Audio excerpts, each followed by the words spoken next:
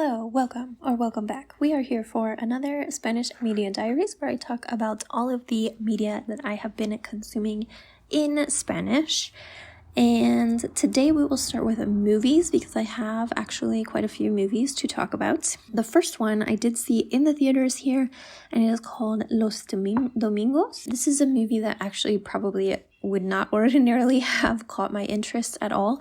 I'm not normally one to watch religious related movies, but this was directed by the director of, I think, probably my favorite Spanish movie ever, called Cinco Lobitos. So I decided to give it a try. So in this movie, we are following a 17-year-old girl who is considering becoming a nun. And her family basically kind of freaks out. And so it's like the conflict, the back and forth between her and her family about whether or not she should become a nun, and about like respecting people's beliefs, but also not, wanting them to be unduly influenced by things that you don't think are valid or important or whatever, kind of the societal impact of these things. I don't know. It was a good movie. I think I didn't find it quite as incisive, I guess, as I would have liked. Most of the reviews just complained on both sides. Like if they were religious people, they complained that it was too hard on religion. If they were non-religious people, they complained that it let religion off too easy, so no one was super satisfied.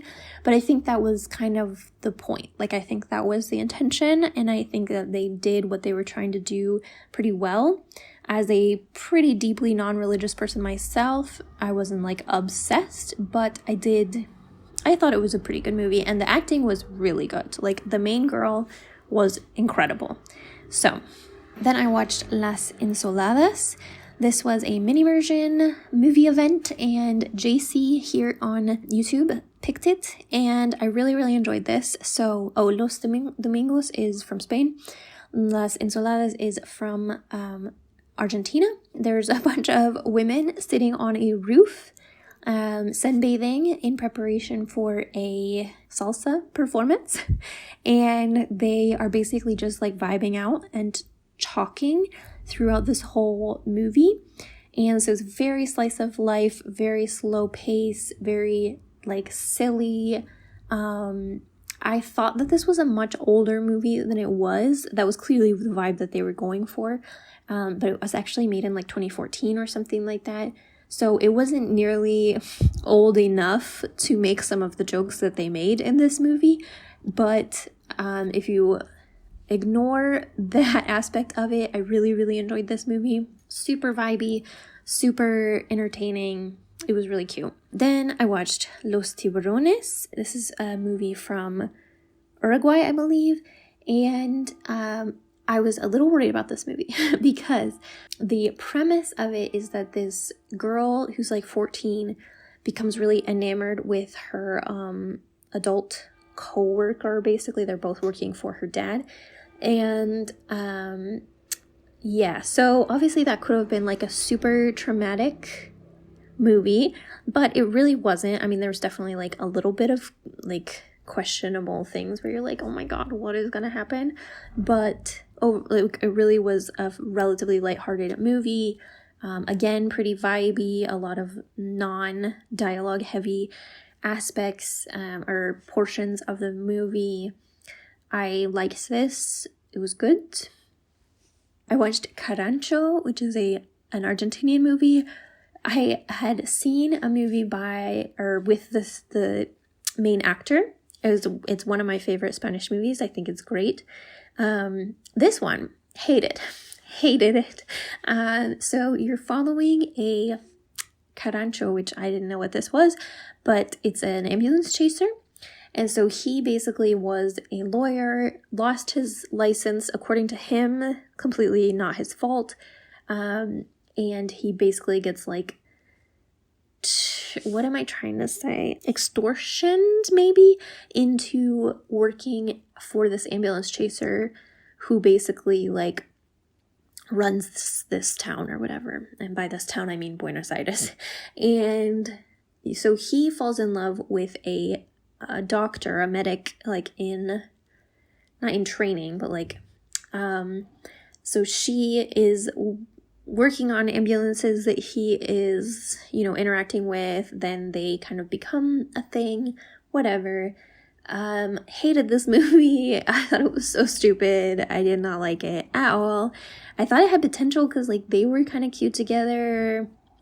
It was an interesting premise, if maybe a little bit ridiculous of one. I'm not sure how much this is an actual problem in Argentina or elsewhere. I'm not sure, but you would think from watching this movie that on literally every street corner, every single moment, someone is getting in like a full totaled car, seriously injured people or dead people, like every single second of every single day. Like they would just be existing in a place and they'd hear like a super severe car crash like right next to them. It's like, how much does this happen? Like, it was ridiculous, but also like really heavy. Like not ridiculous in a fun way, ridiculous and incredibly heavy. Like also trigger warnings for like lots of violence, active drug use on camera. Not my favorite.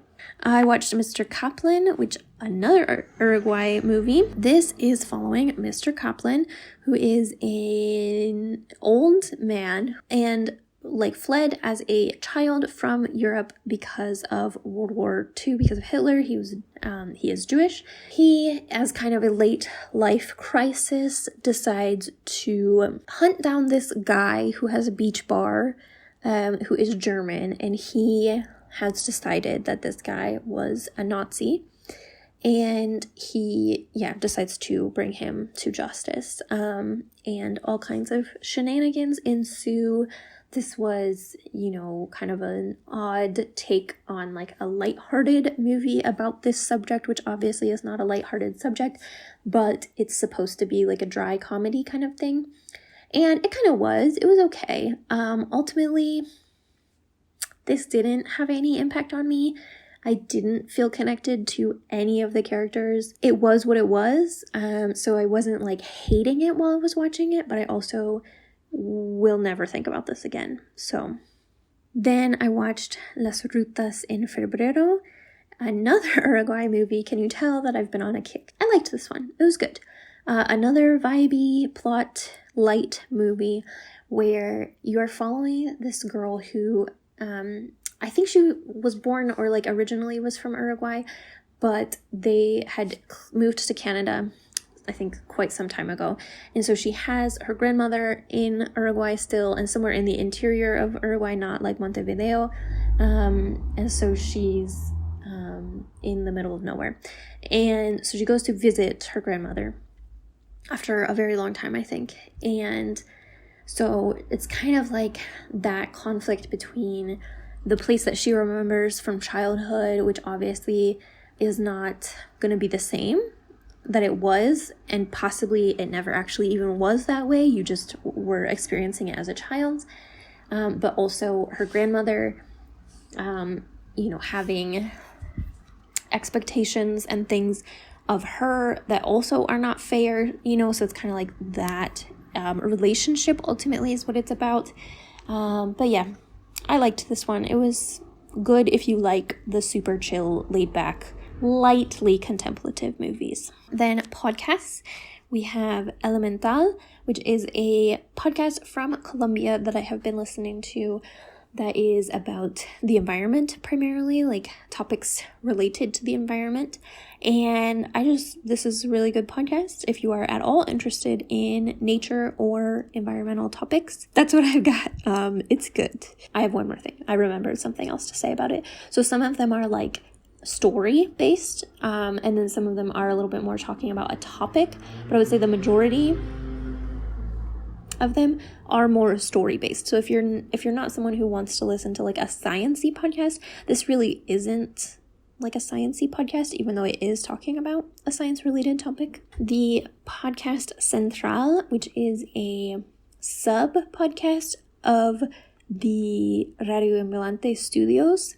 So it's their like short series podcast. And so they've done series about Bukele in El Salvador. They did one about Trump and Latinos in the United States. They did this, the new one is called La Ruta del Sol, and it's still going on right now, 10 episodes, and I think as of the time I'm filming this, maybe like 6 of them are out, so potentially by the time this is up, they might all be out. But anyway, it is about a super wild case. This regulator in Colombia, he was basically like a auditor, I guess you could say, of construction work for the state, like suddenly died, and it was ruled a heart attack. And then, I'm not going to spoil the whole, I don't want to make it sound like this is like a fun story, because it's not a fun story at all, but something else happens around him that kind of calls into question whether this was actually a heart attack. And so it's this huge story of corruption. And so yeah, it's been really interesting to listen to so far. Then my most obsessed podcast lately has been Cazagringos, and this is a Wondery podcast, which I do generally tend to like their podcast, which makes me mad because it is Amazon, but they have some pretty good Spanish language originals. And this one is following a section of the police in Mexico that focus exclusively on international fugitives. So obviously, primarily being Mexico's location, the most of them are from the United States, maybe from Canada, but there are other ones from other places. But they are specifically, this group was formed because so many people like went to hide out in Mexico and thought that they were just like home free forever. Obviously, that's not the case. And so it has been interesting to listen to so far. Then I have a series because of one episode, it was like a series of episodes on Cazagringos, and the series is called The Last Narc. And it's mostly in English, but there is a lot of Spanish in it as well. The series is following, and I have to say first, just a disclaimer, I do not do Narcos content. I don't at all. Basically propaganda. I don't support Narcos, but this is like not about that. So The Last Narc is about a DEA agent who was kidnapped in Mexico by a cartel in like the 80s or something like that, if I'm remembering correctly. And he was tortured and killed after a lot of investigation and a lot of covering things up.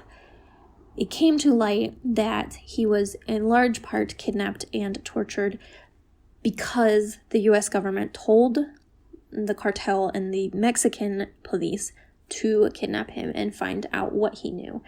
And so it was basically the United States' fault that their own agent was killed. The director of the series allegedly is living in an unknown location indefinitely because of the amount of danger that he's potentially in because of this. Very hard-hitting series, very horrifying, fascinating. So they actually were able to interview a lot of the people who were literally there. It's basically just a huge story of corruption in the United States.